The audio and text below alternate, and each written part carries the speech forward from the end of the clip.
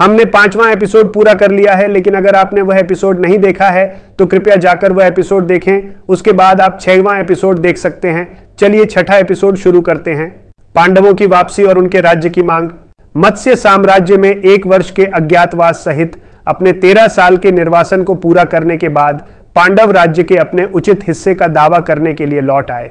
गुप्त वर्ष उनकी पहचान उजागर हुए बिना सफलतापूर्वक बीत गया, जिससे उनका निर्वासन कार्यकाल कानूनी रूप से समाप्त हो गया। अब उन्होंने अपना अधिकार वापस पाने की कोशिश की और अपनी मांगों के साथ हस्तिनापुर पहुंचे। प्रारंभिक कूटनीति। पांडवों ने सत्ता में वापसी के लिए शांतिपूर्वक बातचीत करने के लिए हस्तिनापुर में दूत भेजे। जैसा कि वादा किया गया था, उन्होंने शुरू में अपना पूरा राज्य वापस मांगा। दुर्योधन और उसके चाचा शकुनि से प्रभावित होकर राजा धृतराष्ट्र इसका पालन करने में झिझक रहे थे। दुर्योधन ने लालच और ईर्ष्या से प्रेरित होकर राज्य का एक हिस्सा भी लौटाने से इनकार कर दिया। हस्तिनापुर में कृष्ण का शांति मिशन। आसन्न संघर्ष और प्रारंभिक वार्ता की विफलता को देखते हुए पांडवों के करीबी सहयोगी और रिश्तेदार कृष्ण ने हस्तक्षेप करने का फैसला किया। कृष्ण न केवल एक दिव्य विभूति थे, बल्कि एक कुशल कूटनीतिज्ञ भी थे। उन्होंने मध्यस्थता की पेशकश की और शांति वार्ता के लिए हस्तिनापुर की यात्रा की। हस्तिनापुर में कृष्ण का आगमन। कौरवों द्वारा कृष्ण का आदर और सम्मान के साथ स्वागत किया गया। हालांकि दुर्योधन ने बुरे इरादे पाल रखे थे।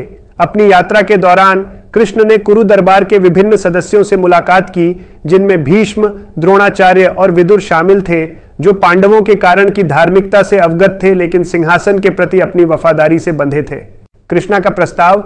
दरबार में कृष्ण ने एक सरल एवं निष्पक्ष प्रस्ताव प्रस्तुत किया। उन्होंने पांडवों के शासन के लिए सिर्फ 5 गांव मांगे, जिससे युद्ध रुक जाए और शांति बहाल हो सके।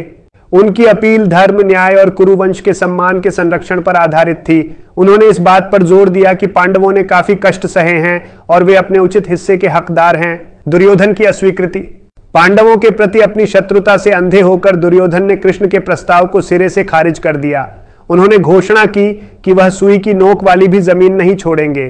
दुर्योधन का अहंकार और शत्रुता स्पष्ट थी और उसने कृष्ण के दिव्य स्वभाव को पहचानने में विफल रहने पर कृष्ण को कैद करने की साजिश भी रची। कूटनीति की निरर्थकता को महसूस करते हुए कृष्ण ने कौरव दरबार में अपनी सर्वशक्तिमानता और दिव्यता का प्रदर्शन करते हुए अपना दिव्य रूप विश्वरूप प्रकट किया।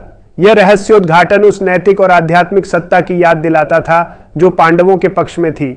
हालांकि इसने दरबार में कई लोगों को भयभीत कर दिया, लेकिन इसने दुर्योधन के संकल्प को नहीं बदला। कृष्ण की वापसी और युद्ध की अनिवार्यता। अंतिम तैयारी। दुर्योधन की हठधर्मिता की खबर लेकर कृष्ण पांडवों के पास लौट आए। पांडवों ने यह जानते हुए कि युद्ध अब अपरिहार्य है, अपनी तैयारी जोर शोर से शुरू कर दी। कृष्ण ने पांडवों को अपना समर्थन देने का वादा किया, अपना दिव्य मार्गदर्शन दिया और अर्जुन के सारथी के रूप में कार्य किया। गठबंधन और सेनाएं। दोनों पक्षों ने सहयोगियों को इकट्ठा करना और अपनी सेनाएं जुटाना शुरू कर दिया। पांडवों और कौरवों ने सहायता प्राप्त करने के लिए विभिन्न राज्यों में दूत भेजे। प्रमुख सहयोगियों में पंचाल, मत्स्य और पांडवों के साथ जुड़े अन्य राज्य शामिल थे, जबकि कौरवों ने त्रिगर्त और दुर्जय कर्ण जैसे शक्तिशाली योद्धाओं और राज्यों का समर्थन हासिल किया। युद्ध के लिए मंच तैयार करना। अब मंच उस महाकाव्य टकराव के लिए तैयार था जिसे कुरुक्षेत्र युद्ध के नाम से जाना जाता है। कूटनीतिक प्रयास विफल हो गए थे और युद्ध के मैदान से होकर ही एकमात्र रास्ता बचा था।